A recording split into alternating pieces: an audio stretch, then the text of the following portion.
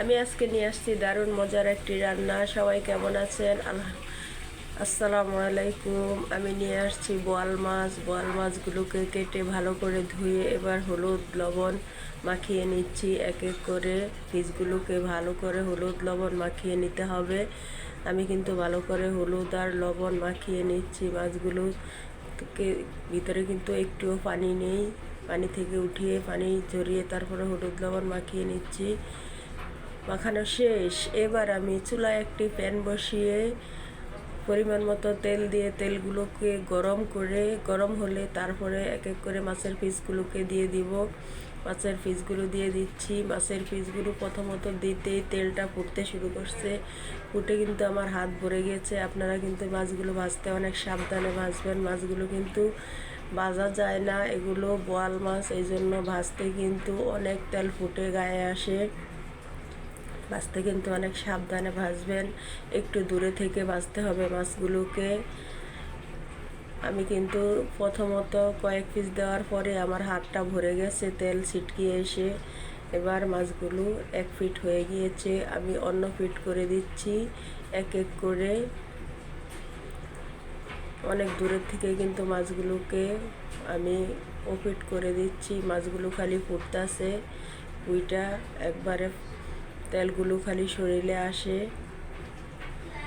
আর পানি থাকলে তো আরও বেশি ফুটবে, যেহেতু পানিটা যেন এই মাছে না থাকে এমনভাবে ভালো করে শুকিয়ে নিতে হবে।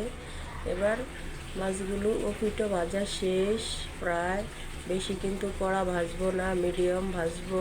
চুলাটাকে কিন্তু হাই হিট করে দেওয়া যাবে না, তাহলে পুড়ে যাবে। মিডিয়াম আঁচে রাখতে হবে, একবারে লো হিটেও রাখা যাবে না। এবার আমি 4টা গোল টমেটো নিয়েছি। এই টমেটোগুলো কিন্তু অনেক টক, এগুলা দিয়ে তরকারি রান্না করলে কিন্তু অনেক মজা লাগে। মাছ আমি 4টা টমেটো নিয়েছি, এগুলোকে একটা টমেটোকে 4 পিস করে দেখিয়ে দিয়েছি। এবার এই সবগুলো টমেটোকে আমি এভাবে কেটে নিব। আমার টমেটোগুলো কাটা শেষ। এবার পেঁয়াজ মরিচ, একটি প্যান বসিয়ে পেঁয়াজ মরিচ দিয়ে পরিমাণ মতো তেল দিয়ে পেঁয়াজ মরিচগুলোকে কষিয়ে নিতে হবে।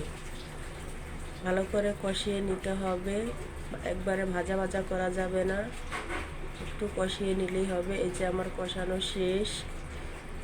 এবার আমি দিয়ে দিচ্ছি হলুদ, লবণ, মরিচ, আদা, রসুন, হালকা একটু আদা আর একটু রসুন বেশি। এরপরে দিয়ে দিচ্ছি কেটে রাখা টমেটোগুলো দিয়ে ভালো করে মশলার সাথে কষিয়ে নিচ্ছি। এবার ঢাকনা দিয়ে ঢেকে দিচ্ছি। এবার নাড়াচাড়া দিয়ে দিচ্ছি। এবার আবার একটু ঢাকনা দিয়ে ঢেকে দিচ্ছি। টমেটোগুলো গলতে শুরু করছে। এবার এভাবে নাড়াচাড়া দিয়ে টমেটোগুলোকে গালিয়ে নেব। এবার দিয়ে দিব পরিমাণ মতো পানি দিয়ে ঢেকে দিচ্ছি। পানিগুলো বলক আসছে, ঝোলটা বলক আসার পরে কিন্তু এক এক করে মাছগুলোকে দিয়ে দিচ্ছি। মাছের পিসগুলো দিয়ে ঢেকে দিচ্ছি। এবার ঝোলটা কিন্তু মাখা মাখা হয়ে আসছে।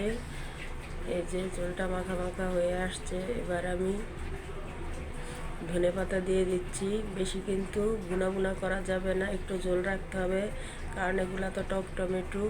আমার রান্নাটা এখানেই ডান। সবাই ভালো থাকবেন, সুস্থ থাকবেন। আল্লাহ হাফেজ।